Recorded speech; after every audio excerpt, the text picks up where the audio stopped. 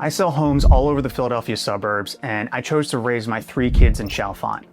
Today I'm going to show you why with the real numbers, and by the end, you'll know if this town is right for you or completely wrong. I'm Jim Stevenson, a realtor here in Bucks County, and Chalfont's my hometown. So this is the lived-in version, not the Zillow version. Let's start with what everybody wants to know first, what it actually costs to live here.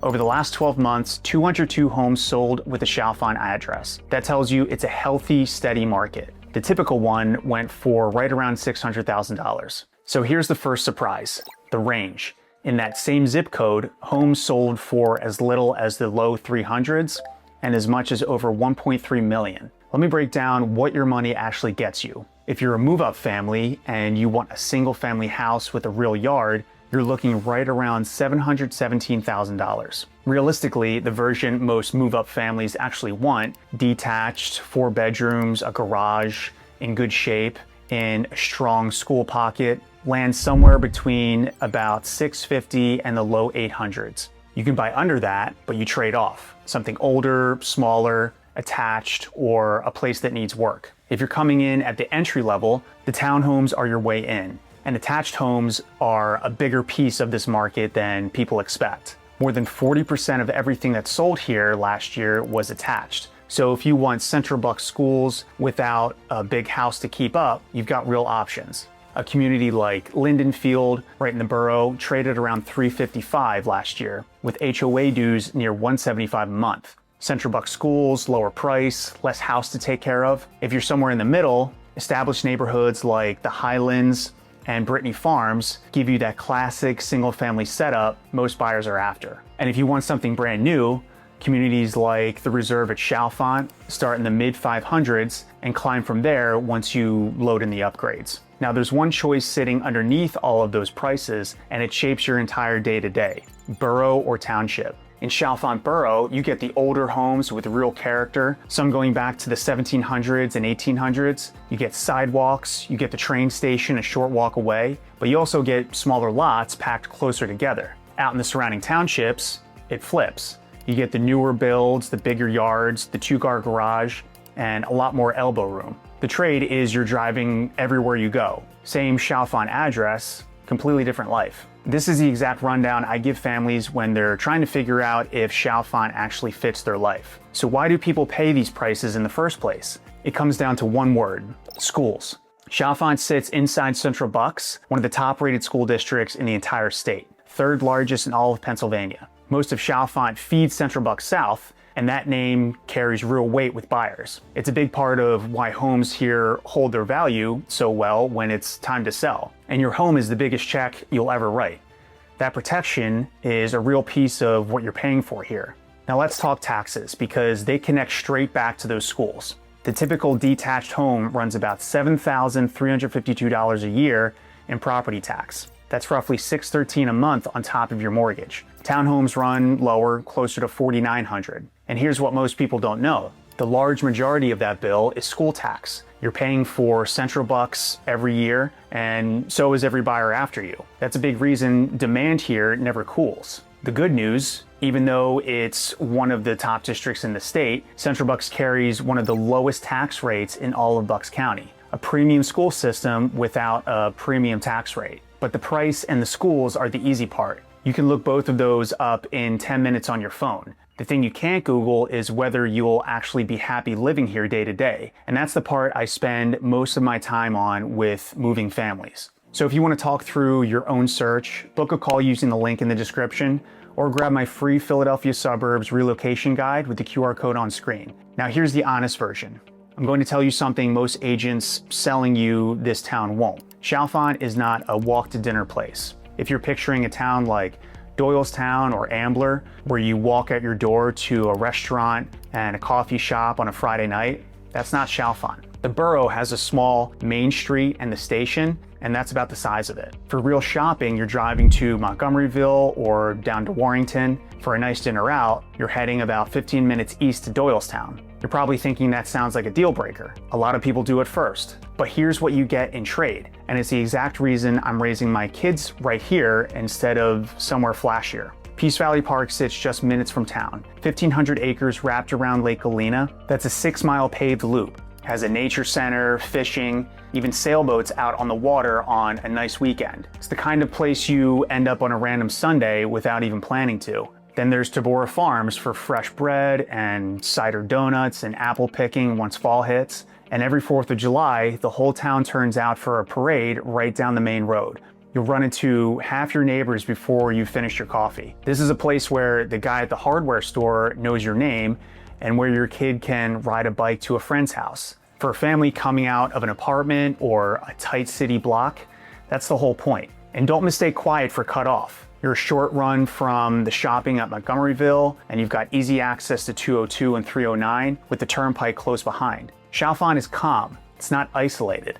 That's a distinction a lot of relocating buyers get wrong just from staring at a map. With 3 kids, I care a lot more about whether this town works on a Tuesday night than whether it photographs well for a travel blog. Sports practice, the grocery store, the doctor, a park, you can get to all of it without it turning into a whole production. But here's the part that matters most if you've got kids, the youth sports. My 9-year-old Chase plays for Lenape Valley. Basketball in the winter, baseball in the spring, football in the fall, and I coach all 3. So when I tell you the youth sports out here are the real deal, I'm not pulling that off a website. I'm on the field with these kids every single season. And here's the practical piece nobody mentions to a family that's moving. That sports community is how you actually put down roots. It's how your kids make friends in the first month instead of the first year. It's how you meet the other parents. Out here, the social life doesn't happen on a downtown sidewalk. It happens on a ball field, in a gym,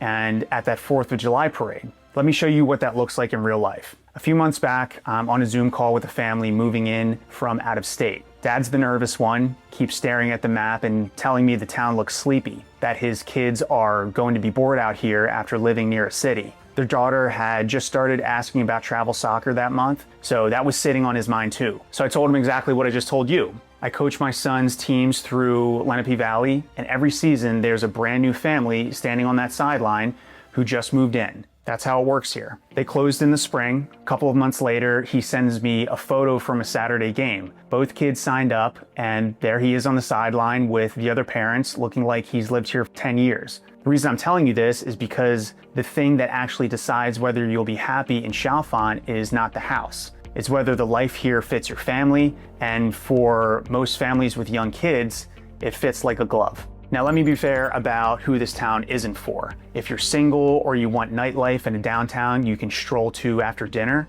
Chalfont's going to feel slow, and you'd be happier in Doylestown or closer to the city. But if you've got kids or you're planning to, this is a different story. You want space, you want the schools, you want neighbors who actually show up for each other. For that, it's genuinely hard to beat what you get here for the money. And there's one more buyer this town is perfect for. The one who loves Doylestown but doesn't want to pay to live in it. You're 15 minutes from everything Doylestown has going on without the Borough price tag. For a lot of buyers, that's the whole reason they land in Chalfont. So that's the cost, the schools, the taxes, and the lifestyle. But 2 practical things here catch almost everybody off guard, and both hit your wallet. Let's get into them. The first one is the commute. You hear train town and you picture hopping on and being in the city in 20 minutes. Here's what actually happens. You drive over to Chalfont Station and park. Parking's cheap, about $2 a day. You get on the Lansdale-Doylestown line, and then you settle in. Because Chalfont sits near the top of the line, just a few stops away from the very end, you're on there a while. Center City is about an hour and 10 minutes away, each way. And trains come about once an hour, not every 15 minutes, so you're planning your morning around the schedule. You're probably thinking it's right on the rail line, so the commute's basically handled. Let me tell you what 70 minutes each way actually feels like at 7 in the morning.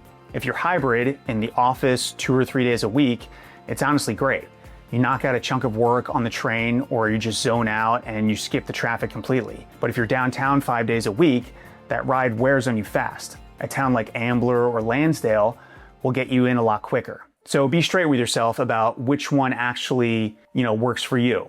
It changes the whole picture. And it's worth saying, plenty of people here don't commute into Philadelphia at all. They work in the suburbs, and for them, Chalfont is a quick, easy drive. The train conversation only matters if Center City is where you actually need to be. And honestly, for most people who live here, the Route 202 Parkway matters more than the train. The train is a nice option to have, The Parkway is what makes the day-to-day actually work.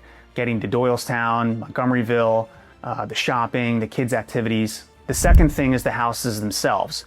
There are a couple of details out here that can quietly cost you real money if you don't know to look for them. Here's the first detail. In this market, condition is everything. The updated move-in ready homes go fast. Half the resales here last year sold inside a single week, right around asking. The dated ones sit. What that means for you is simple. A kitchen stuck in 1995 chases most buyers off, and a house that's been sitting on the market 60 days is exactly where you find room to negotiate. So if you're willing to do some updating, that's your opening. And the flip side, if you find an updated home you love, you have to be ready to move. Pre-approval done, decision made, because in a market where half the homes sell in a week, the buyer who hesitates is the buyer who loses. I've watched it happen more than once. The second detail, out in the bigger lot township areas, a lot of homes run on private septic and well instead of public sewer. A failed septic system runs you $20,000 to $40,000 to replace, so you get it inspected every single time. And in the older borough homes, you check the age of the big systems too.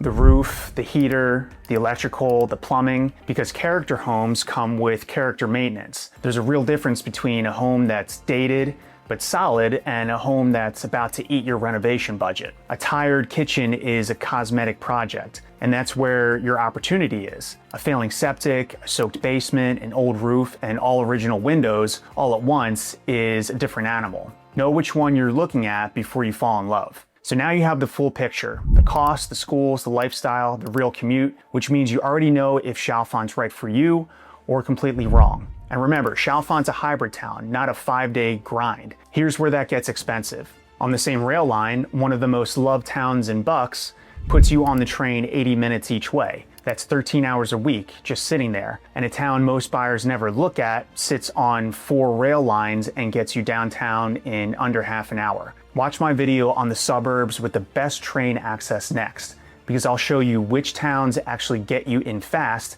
and which ones just look like they do on a map. Thanks for watching, and I'll see you next time.